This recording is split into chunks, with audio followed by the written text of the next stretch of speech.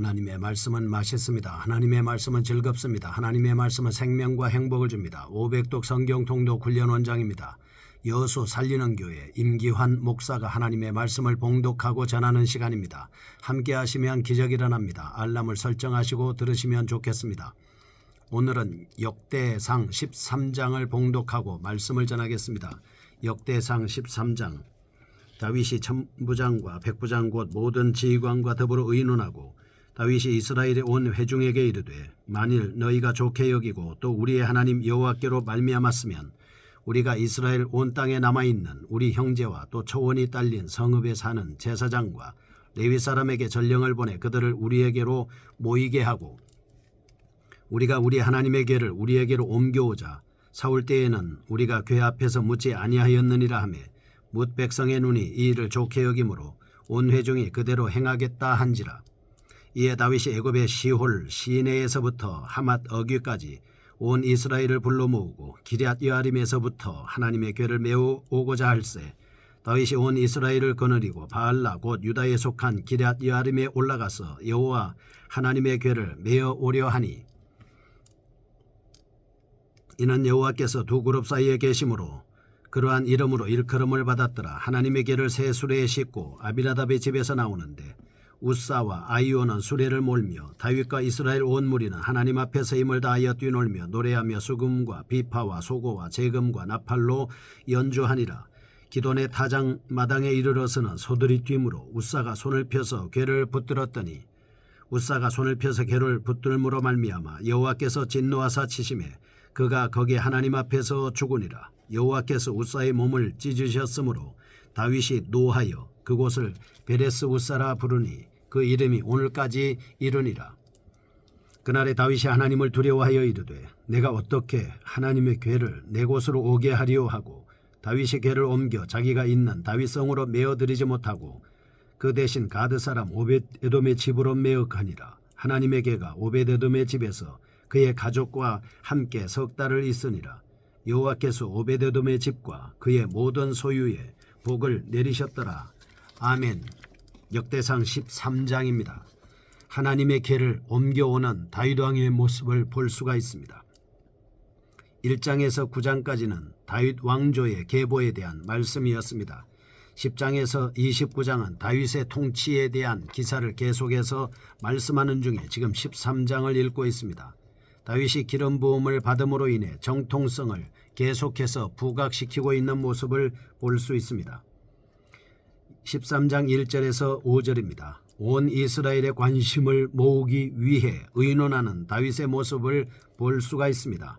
6절에서 8절 그 계획을 규례에 맞지 않게 착수하는 장면을 기록한 부분입니다. 12절에서 14절은 법궤를 오벳에돔의 집으로 옮기는 장면을 말씀하고 있습니다. 우리는 다윗 왕조가 지녔던 찬란했던 영광의 근원이 어디에 있었는가를 발견할 수가 있습니다. 이스라엘이 다윗 왕의 지역으로 인해 통일된 이후로부터 무엇보다 먼저 온 나라 백성들이 하나님을 간절히 찾았다는 사실입니다. 하나님을 찾는다는 것은 다윗 왕조의 경건한 열심을 보여주는 것입니다. 다윗 왕조의 영광은 하나님을 찾는 경건한 열심에서부터 시작되었다라고 하는 것을 알 수가 있습니다. 온 성도는 어떻게 해야 됩니까? 우리는 하나님의 말씀을 찾아야 합니다. 그리고 말씀을 찾는 것은 예수님을 찾는 것이고 예수님을 찾는 것은 하나님을 찾는 것입니다. 땅에 있는 것만 찾지 말고 영생하도록 있는 양식을 찾아야 할 것입니다.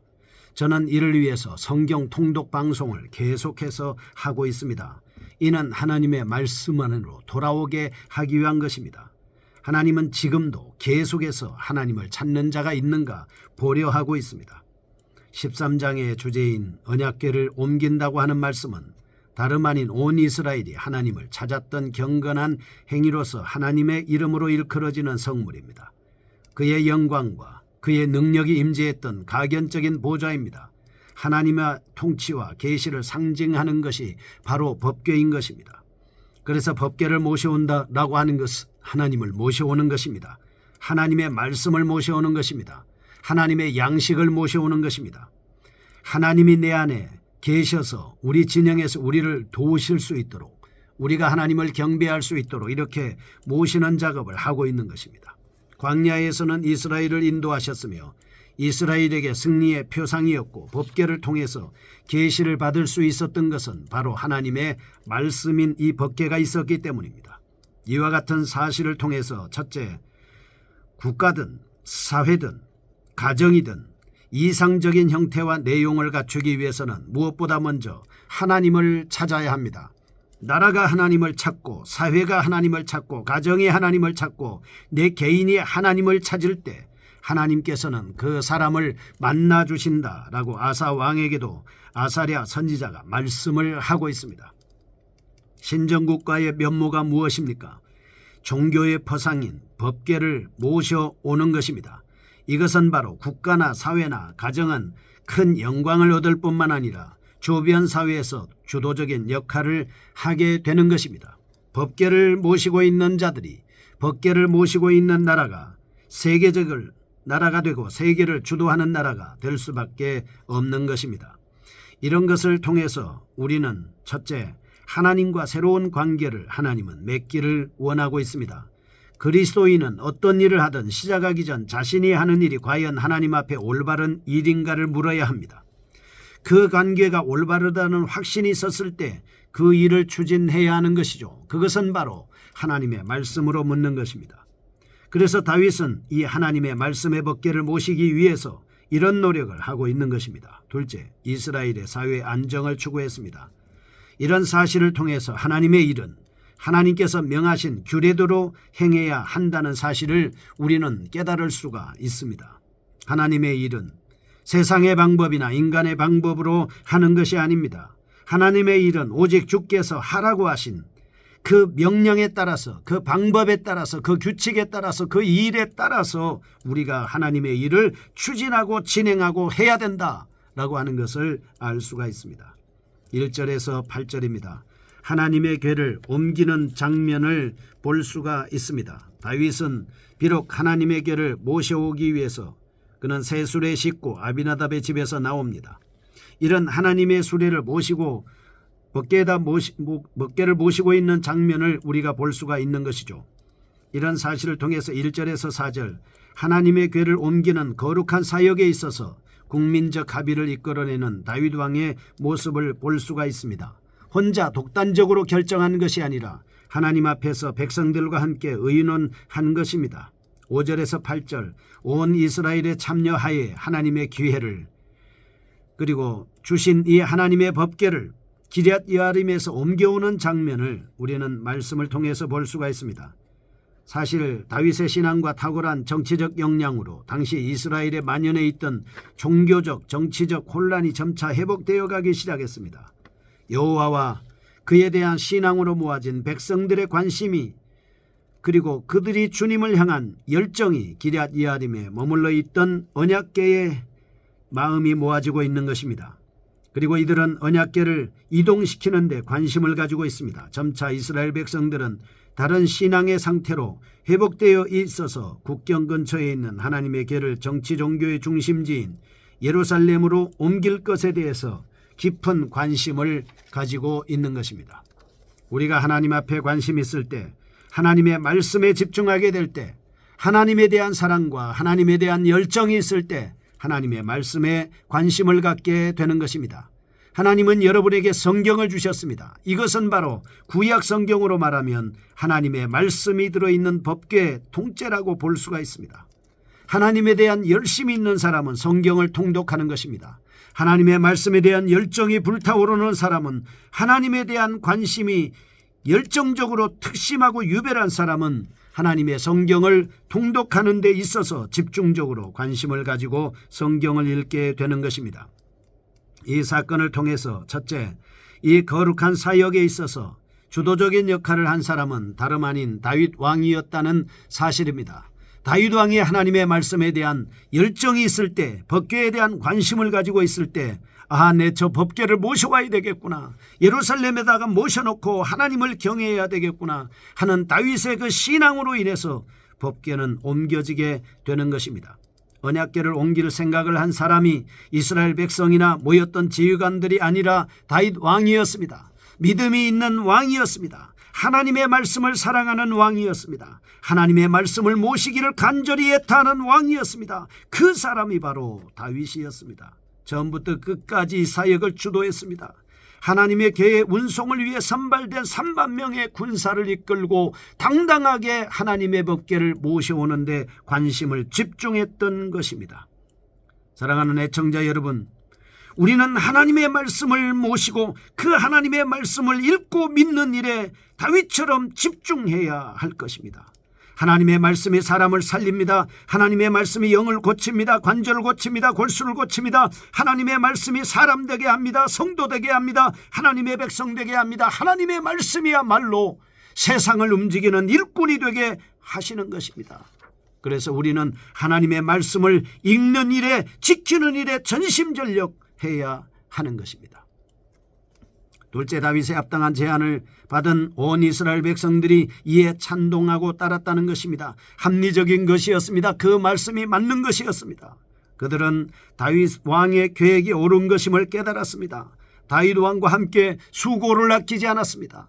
협력해서 열심히 법궤를 모시는 일에 앞장을 섰던 것입니다. 우리는 이와 같은 사실을 통해서 첫째, 직분자의 모범적인 삶과 회생적인 삶이 있을 때 비로소 하나님의 나라는 건설되기 시작한다는 것입니다. 둘째, 하나님 나라의 모든 백성이 거룩한 일을 도울 때에 하나님의 거룩하신 뜻이 완성될 수 있다. 이런 사실을 통해서 우리 또한 하나님 앞에서 하기로 결단한 것은 머뭇거리지 말고 실천해야 함을 알 수가 있습니다. 두 번째, 9절에서 14절 우사의 죽음입니다.